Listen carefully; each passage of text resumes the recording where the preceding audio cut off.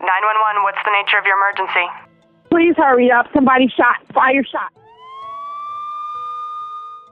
In 2017 alone, there are about 40,000 gun deaths in the U.S.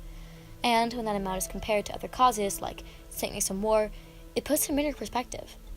Between 2000 and 2013, AIDS, illegal drug overdoses, terrorism, and casualties from war, including the Iraq and Afghanistan wars, killed fewer people than guns did.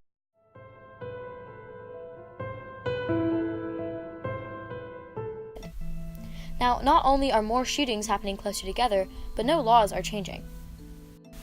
Mass shootings in the U.S. used to be around 200 days apart, but now they're about 64 days apart. Town where she and her husband were both raised.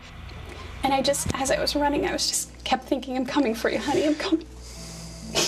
And I got to the firehouse. We had no idea at that point. We thought, okay, we're just waiting. The reports are that, one or two people may have been injured. I walked around the firehouse, it's like, maybe she's in there, maybe she's there.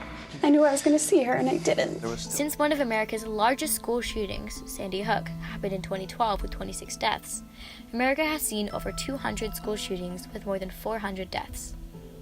When you focus on what is causing these gun deaths, and the answer is plain and simple: guns. Not only do about 42% of Americans live in a household with access to a gun, but 54% of American gun owners don't even store them safely, in part because of useless gun laws. These factors make things like gun suicide, homicide, accidents, and any altercation much more dangerous.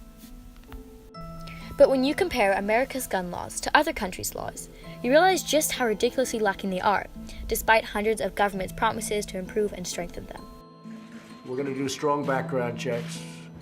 We're going to work on getting the age up to 21 instead of 18.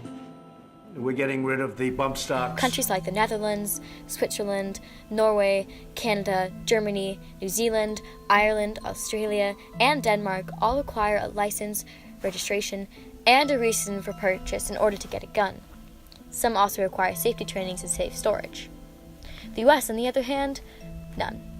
All you need in the US to buy a gun is your right to bear arms. These stricter laws in other countries make gun deaths much, much lower. If you look at any gun graph, you see the US with a huge spike in all of them. Homicide rate, gun ownership, public mass shooting rates, and gun ownership and its correlation to death rates.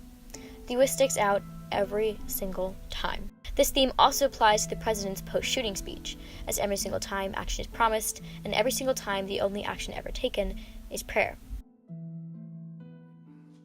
And I reassured them that the entire country is pulling for them, praying for them, and that we are here for them.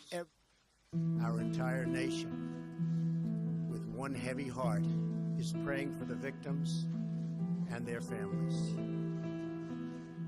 We are here for you. Whereas in other countries, like New Zealand, for example, action that was promised was received within 6 days after the Christchurch mosque shootings. While work is being done as to the chain of events that led to both the holding of this gun licence and the possession of these weapons, I can tell you one thing right now: our gun laws will change. Actions like these have been proven to work by countries like England, which had just one mass shooting and one school shooting before it passed 2 new firearms acts. 22 years since the shooting in Dunblane, Britain has experienced only 1 deadly mass shooting, while the U.S. has had more than 75.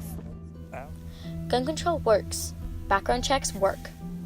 Gun laws work. What does not work is America's approach to one of their biggest issues.